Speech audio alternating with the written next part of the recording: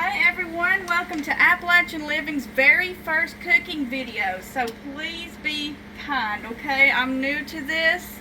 I just uploaded my first videos yesterday, so I'm kind of, nervous. So as I was walking in the garden today, I saw a very large zucchini. And I was like, how in the world did I miss it? But we've had so much rain here, I just probably overlooked it. So what I'm going to do with it, since it was really too large to do anything with, I'm going to make some zucchini bread. And I've been using this recipe for years, but I guess one that's close to it is from spinwithpennies.com, and I'll write that website down below. But you're going to start with 2 cups of all-purpose flour, and I already have everything measured out. You know, here in the Appalachian Mountains of Western North Carolina, you got to make do with what you have. And I'm not fancy, so we're just making do with what we have. And yes, my hands are already washed. So 1½ cup of sugar, and that is white granulated sugar. 2 teaspoons of baking soda, and in here I already have my teaspoon of salt.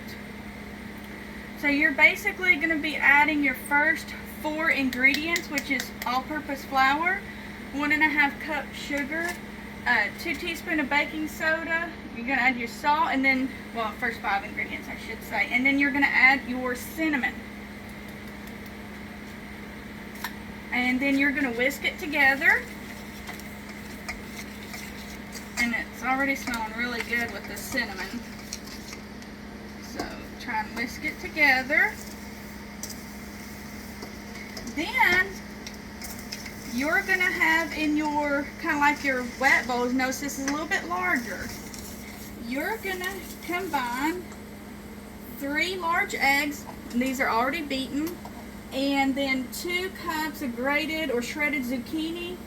Now here in the Appalachian Mountains, we make do with what we have, and I use this, but I use the larger side.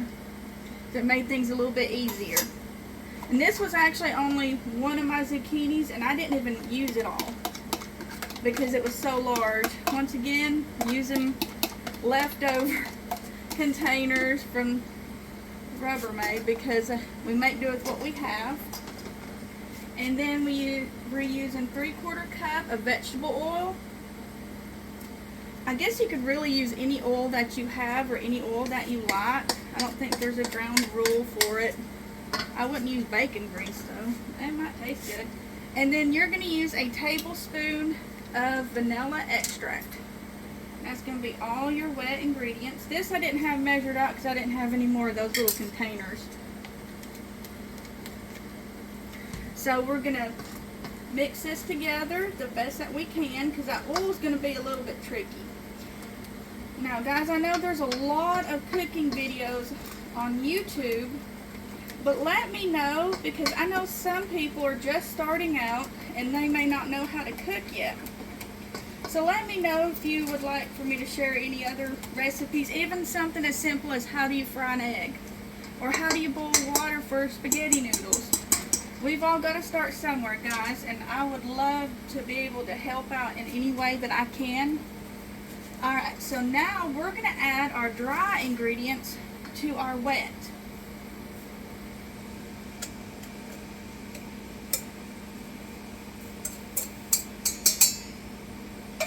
And we're going to blend it the best that we can, and I'm using an old wooden spoon. Just going to try and mix that up. Now guys, I'm a teacher, and I'm not going to tell you where I teach at for safety reasons, but we have a lot of foster children, and sometimes they live in foster homes that may not have time to teach them how to cook, and that's not your fault. Or maybe, you know, these hard times, I mean, the economy's not doing so well, and maybe you're having to cut back, and you have to eat at home where you're used to eating out. So if you have any recipes that you would like for me to show you how to make, nothing's too small, guys. I mean, even if you're like, how do you make spaghetti? Let us know. Comment down below and we'll go over that. It's okay, you've got to learn somewhere. And I even thought about doing an episode of how to do laundry. I know that sounds funny. What if you don't know how to do laundry? It's okay, you've got to learn somewhere. Alright, so we're going to divide it evenly. It says 8 by 4 inch pans. Well, this is what I have. And as you can tell, they're different, but that's okay. We're going to use them. Now, Spin with Penny says to add parchment paper to it. I just sprayed it with some cooking spray.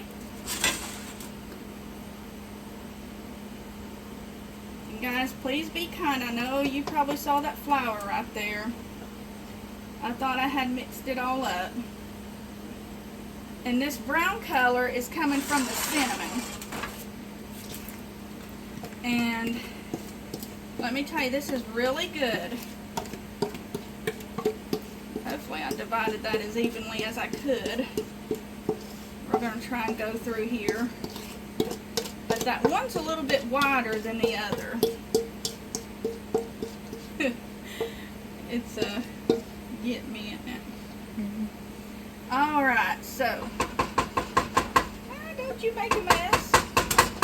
So this is divided probably as evenly as I can, considering they're different. So I'm going to go ahead and you put it in your preheated oven. We're already preheated. As you can tell, I have an awesome 1950s Westinghouse stove. It is a double oven, or double whatever they're called, I don't know.